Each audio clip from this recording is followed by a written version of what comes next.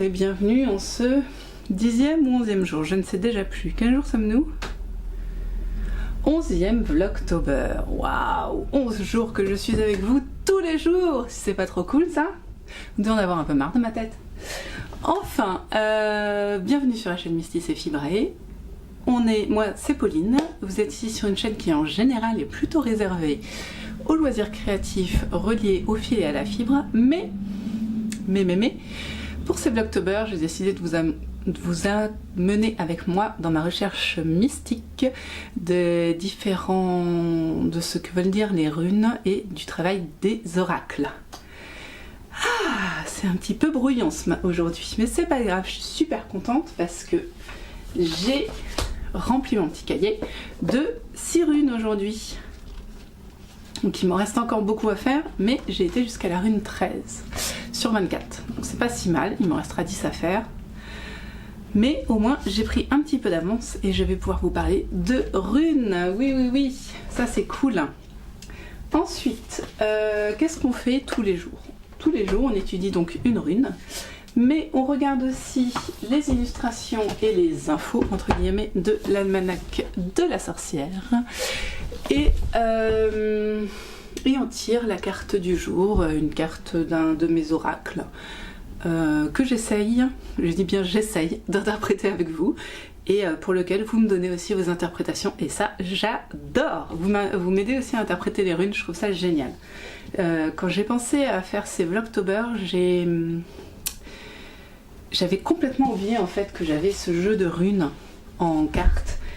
Et franchement, je trouve qu'il apporte un petit plus à l'étude des runes, qui est justement l'étude de l'iconographie qui est sur les cartes, que j'aime bien faire en général sur mes oracles, et que je suis très contente de pouvoir faire aussi sur les runes. Voilà. Bien, je n'ai pas mis mon petit marqueur de page. Hier, je l'ai enlevé, c'est trop bête, mais heureusement, j'ai déjà retrouvé. On a dit qu'on était le 11. Alors... que vous dire, il y a quelqu'un qui m'a dit qu'il apprécie beaucoup mon almanach, qu'il pensait à l'acheter. Ok, après, comment vous dire ça? Enfin, moi je le prends vachement au second degré quand même. Hein. Les recettes et tout ça, déjà c'est un peu galère à trouver et j'ai pas méga confiance. J'ai clairement plus confiance dans celui-ci.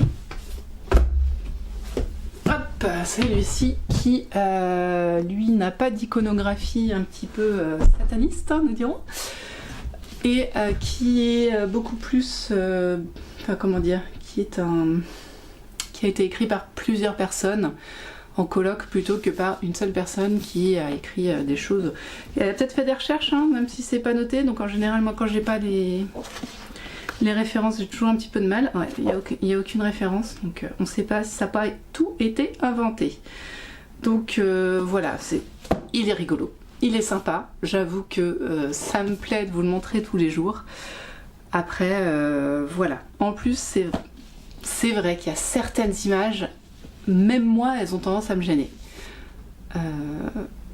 Ouais, il y a beaucoup de sacrifices. Après voilà, je pars sur du second degré tout à fait. Hein. Mais du coup, ne le prenez pas au premier degré, je vous en supplie. Voilà. Après, il y a certaines images aussi qui sont très intéressantes, celles qui montrent les chasses aux sorcières, ce genre de choses. Je trouve que ça peut être intéressant. Après, encore une fois, ces iconographies n'ont aucune preuve, je n'ai aucune preuve qu'elles viennent de textes historiques. Elles ont l'air historiques, après prendre une image de, je sais pas, un saint quelconque en train de pourfendre un dragon et puis lui donner un autre titre que celui préalablement choisi par l'auteur, ou la décontextualiser, et du coup ça change totalement l'image. Donc attention à ces iconographies, attention aux informations de ce livre, mais c'est vrai qu'il est rigolo. Donc je continue à vous le montrer. Voilà, c'est un petit warning. Bon alors, du coup, le 11, qu'est-ce qu'il nous raconte aujourd'hui? En parole d'iconographie, il y en a une sympa là, tout devant. Alors, c'est... Oh là, il y a beaucoup de saints. Il y a 4 saints. Saint Firmin d'Uzès pour les rhumatismes. Saint Gomère pour les fractures. Saint Just, les infections nerveuses et les céphalées. Et Saint Monon qui aide à se protéger des voleurs. Beaucoup de saints pardon, à solliciter aujourd'hui. Le génie du jour, c'est Yahel. Et c'est l'être suprême. Bah oui, c'est pas comme ça qu'ils appellent leurs dieux, les Hébreux, je crois. Hein. Sagesse, illumination et aide à la méditation. Parfum du jour, bruyère, benjoin, je sais pas comment on dit, et géranium. Comme d'habitude, on peut acheter des choses, vendre des choses. Hein. C'est un jour de chance pour toutes ces choses. Et aujourd'hui, la recette, elle va nous servir à trouver des solutions simples à ces problèmes. Si ça, c'est pas beau, il faut des fleurs de rue. C'est un peu le problème. Je ne sais pas ce qu'est une fleur de rue, personnellement. De l'huile d'olive et de l'encens de Salomon. Encore une fois, je n'en ai pas. Donc c'est toujours, voilà, c'est sympa de pouvoir faire des filtres. Surtout pour avoir des solutions simples à des problèmes. Mais c'est pas simple d'avoir les ingrédients, alors franchement, je suis pas convaincue. Bon, je vous montre un petit peu les différents saints si ça vous intéresse, le génie et les chances, franchement, je vous les mets pas parce que ça n'a aucun intérêt. C'est toujours les mêmes. Et ça va de tout, ça va d'acheter une voiture à trouver l'amour, c'est ridicule. Ou pour soigner le visage, la gorge et les dents. Voilà, bah super, on peut soigner la gorge et les dents aujourd'hui. Et je vous montre un petit peu les iconographies dont nous ne savons rien, hein, je répète. Alors, on a... Oui, il y a beaucoup de saints aujourd'hui quand même. Hein. Voilà, je vous parlais d'une iconographie un petit peu étrange. Mais que fait cette dame? On se demande. Ensuite, le génie, du coup, Yael. Et le jour de chance, voilà. Notre petite iconographie. Donc ils disent que c'est le... Je dis à l'envers, hein, le dragon purificateur. Donc un dragon qui mange des moines, hein, voilà. Voilà, c'était les images du jour. J'ai une question hier, pardon, vous me voyez peut-être pas très bien. Hier, j'ai une petite question qui me demandait si tous mes pendules avaient la chaîne de la même taille. C'est une très bonne question, je ne sais pas. Je n'en ai absolument aucune idée pour être très claire. Tac, tac, tac, on va regarder ça en direct. Je ne pense pas que la longueur de la chaîne ait une importance. Il faut qu'il y ait quand même assez de chaîne pour qu'elle pende. Il pend d'ailleurs, c'est un mâle. Mais en général, moi, la longueur, elle fait 10 cm. Si ça pend 10 cm, en général, c'est bon. Alors, voyons un petit peu. Maintenant, nous allons faire l'étude de la longueur. Je les mets tous au même point. Hop, ah bah vous voyez. Alors, c'est particulier. Je vous ai dit que celui avec lequel j'avais le plus de mal à travailler, c'était celui en bois. Et paradoxalement, c'est celui qui est le plus long. Donc je persiste à vous dire, comme un petit peu tout ce que je vous dis en règle générale sur ma pratique mystique, on va dire, allez, on va dire ça comme ça, tout est une question de ressenti. Plus que les lois physiques, bien que celui-là soit quand même le pendule le plus lourd, hein, plus que la loi physique, c'est le ressenti qui va primer. Ça vaut pour les oracles, ça vaut pour les pendules, ça vaut pour les runes, et c'est pour ça que quand on m'a demandé quel était le meilleur moyen de se procurer des runes, je vous ai conseillé de les faire vous-même, parce que je pense que du coup le ressenti avec des runes qu'on a fait soi-même, sauf à penser, je sais pas, à des trucs super négatifs en les faisant, je pense que c'est quand même celle où on aura le meilleur ressenti, parce qu'on aura choisi la méthode pour les créer, les supports pour les créer, et ce seront nos dessins à nous. Et même si on a vraiment envie et qu'on y croit, on peut même y placer de l'intention dans chaque rune. Donc vous voyez, je pense que c'est pour ça que c'est le plus intéressant. Bien, donc la question c'est fait, passons à l'étude de la rune. Est-ce que je vous rapprocherai pas un petit peu de moi? Non, vous êtes bien? Vous voyez mon pull? C'est bon. Alors, mais j'ai perdu mon cahier. Il est où mon cahier? Il est là. Je vais mieux qu'hier, hein, en fait. Donc vous vous en doutiez, je n'ai pas fumé, mais je vais mieux qu'hier. Alors, aujourd'hui, nous allons étudier la rune Wanzhou. Si je vais vous rapprocher de moi, d'accord? Et voilà, Wanzhou. Donc voici la carte reliée à cette rune. On l'appelle aussi Win dans d'autres consonances, je dirais. Nous allons donc regarder sa manière de s'écrire. Donc c'est une sorte de P pointu, c'est ça? Oui. Donc on a dit qu'elle s'appelait Wanjo. C'est le numéro 8 et elle en réfère à la lettre W. Petite étude de la carte avant de passer au truc un petit peu plus écrit et récité. Alors, il y a un bonhomme et une rose. On a donc la forme, on a bien la forme dans une sorte de bois. On dirait presque qu'il est en feu sur une plage. Je vais regarder de plus près parce que... oui, il y a bien un bonhomme. Elle est impressionnante. Il y a une fleur. Alors, je vais essayer de vous la montrer vraiment. Je vais me mettre là. Voilà. Hop là. Oh, décidément. Fais le point. Voilà. Là, voilà. Là, vous l'avez bien. Donc, on a un bonhomme, là. Vous le voyez? Une sorte d'arlequin. Il a l'air joyeux. Il a un bâton. Un harlequin. Mais on a aussi une rose avec des entrelacs. Ici, on a une sorte de empreinte digitale un petit peu ou un labyrinthe, je ne sais pas. Là, on dirait une plante en train de pousser aussi. Et là, je ne sais pas. Elle est dense, hein? Quand on la regarde vite fait, on se fait, ouais, bah, c'est sombre, non? Hein, vite fait, elle est sombre. Et quand on regarde intensément, c'est super ciselé, en fait. Alors, qu'est-ce que ça peut bien vouloir dire? Ça, je ne sais pas. Mais on a... Alors, pour moi, je ne sais plus ce que j'ai écrit, hein, je l'ai écrit qu'il y a une demi-heure, mais j'ai déjà oublié.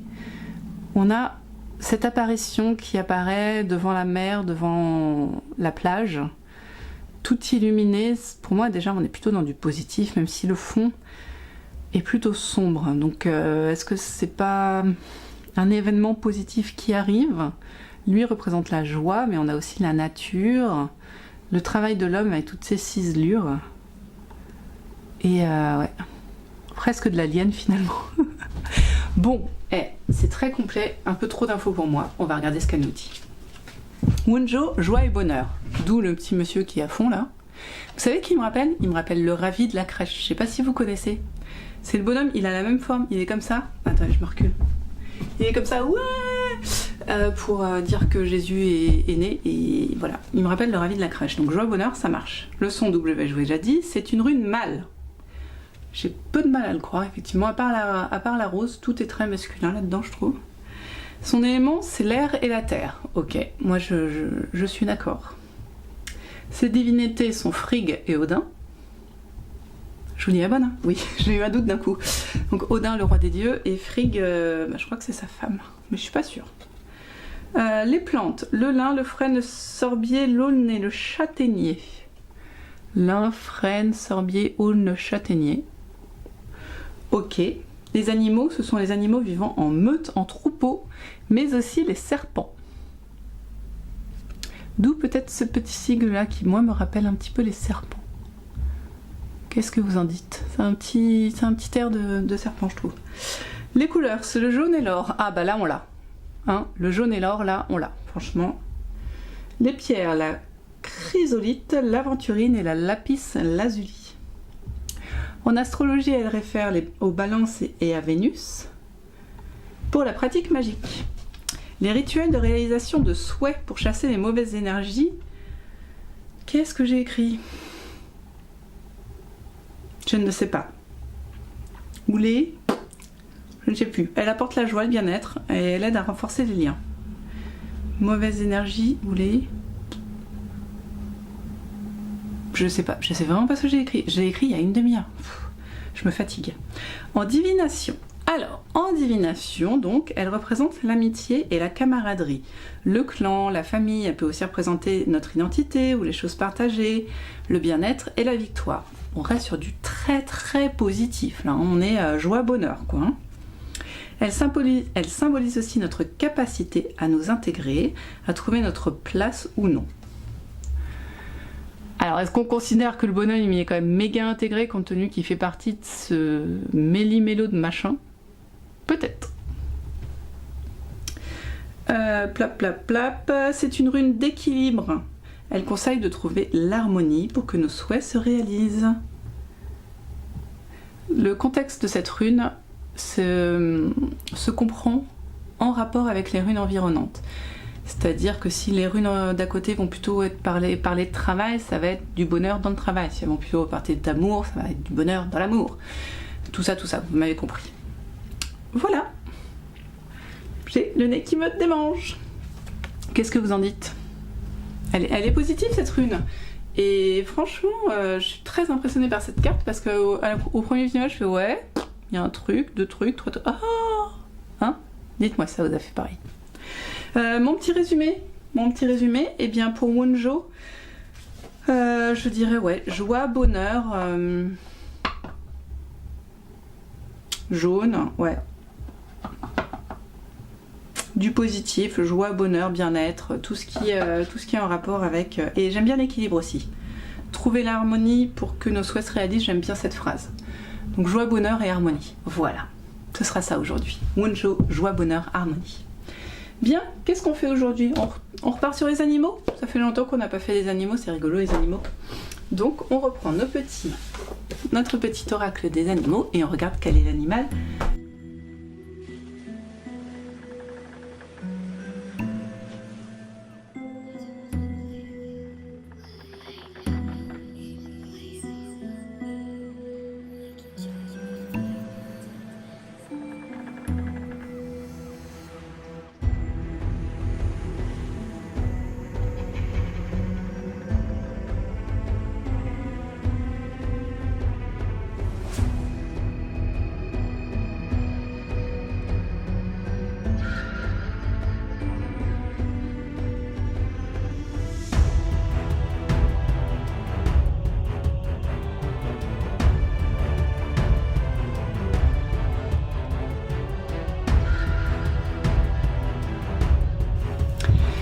Alors, la pieuvre, qu'est-ce qu'elle nous dit aujourd'hui, la pieuvre ?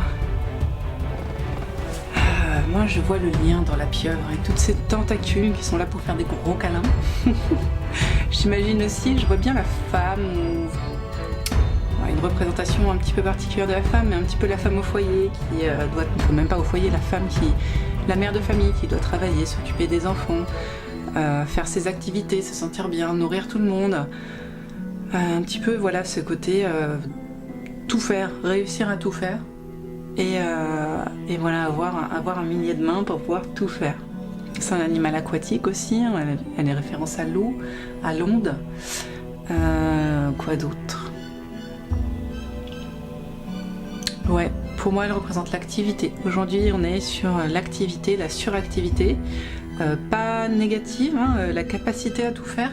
Mais ouais, pour moi, on est sur de l'activité. On va regarder ce que nous dit le livret. Allez, je vais pas m'embêter, je vais pas couper. Est-ce que vous voyez le livret là, non ? La pieuvre. Je fais 8 choses à la fois. Cet oracle est juste magique, j'adore. Diversification de nos actions et façons d'agir. Ventouses et tentacules. Il faut cesser d'être obsédé par un sujet. Ouais, vous voyez, peut-être pas assez bien. Hop là. Fais le point, voilà. Ou une personne. Différents projets, mener différents projets de front, centre d'intérêt. Voilà. Mais attention.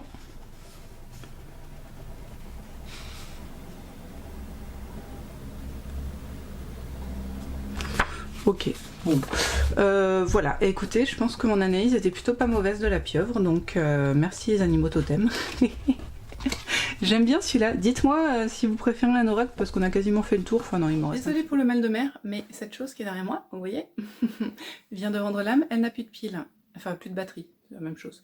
Donc du coup, on va finir sur le téléphone. Alors désolée pour le mal de mer, je vais essayer de stabiliser ça après.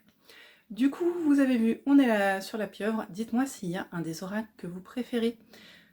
Si vous voulez qu'on revienne sur certains ou pas. Ou... Bon, il me reste encore quelques nouveaux à vous montrer, mais voilà, ça m'intéresse. Bah écoutez, sur ce, je vais vous laisser parce que j'ai déjà mal au bras et ça fait à peine 30 secondes. Donc on se revoit demain pour une nouvelle rune, un nouvel oracle, une nouvelle page, des nouvelles questions si vous en avez encore. Et voilà, merci encore d'avoir regardé cet épisode de Vlogtober. Merci encore de me laisser des commentaires, d'analyser avec moi, de participer à cette aventure qui est le Vlogtober pour moi, parce qu'on est vraiment sur de l'aventure là. Et donc on se retrouve demain pour le prochain Vlogtober.